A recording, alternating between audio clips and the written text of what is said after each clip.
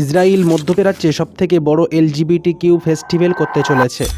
মধ্যপ্রাচ্যে শুরু হতে চলেছে গে প্রাইড ফেস্টিভ্যাল, এবং যেখানে তারা ফেস্টিভ্যালটা করছে সেটা ওই জায়গায় যেখানে আল্লাহ পাক রব্বুল আলামিন কওমে লুতকে ধ্বংস করেছিল। প্রায় 4000 বছর পরে সেম গুনাহ সেম জায়গায় রিপিট হতে চলেছে। কওমে লুতকে আল্লাহ পাক রব্বুল আলামিন সমকামিতার মতো বড় গুনাহের কারণে ধ্বংস করে দিয়েছিল। তাদের উপরে পাথর বর্ষণ করে এবং সেই জমিনটা উল্টে দিয়ে আল্লাহ পাক রব্বুল আলামিন কওমে লুতকে ধ্বংস করেছিল। এমনকি লুত আলাইহিস সালামের স্ত্রীকে আল্লাহ পাক রব্বুল আলামিন পাথর বানিয়ে দিয়েছিলেন। কিন্তু যারা লুত আলাইহিস সালামের অনুসারী ছিল, আল্লাহ পাক রব্বুল আলামিন তাদেরকে শহর ত্যাগ করতে বলেছিল, সেই কারণে আল্লাহ পাক রব্বুল আলামিনের আযাব থেকে তারা মুক্তি পেয়েছিল।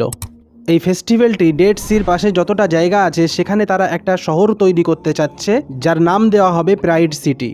এই অনুষ্ঠানটি জুন মাসের 1 তারিখ থেকে 4 তারিখ পর্যন্ত চলবে। আর ইসরায়েল চাচ্ছে প্রতি বছর এই জায়গাতে LGBTQদের অনুষ্ঠান হোক। এবারে একটু জানার চেষ্টা করি যে LGBTQ এরা কারা। আপনি যদি LGBTQ কারা এটা যদি জানতে চান, তাহলে LGBTQ গুগলে লিখে সার্চ দিলে আপনি পুরোপুরি বুঝতে পারবেন যে LGBT কারা। এরা আসলে আল্লাহর আযাবকে উপহাস করে আল্লাহর আযাবের দাওয়াত দিচ্ছে।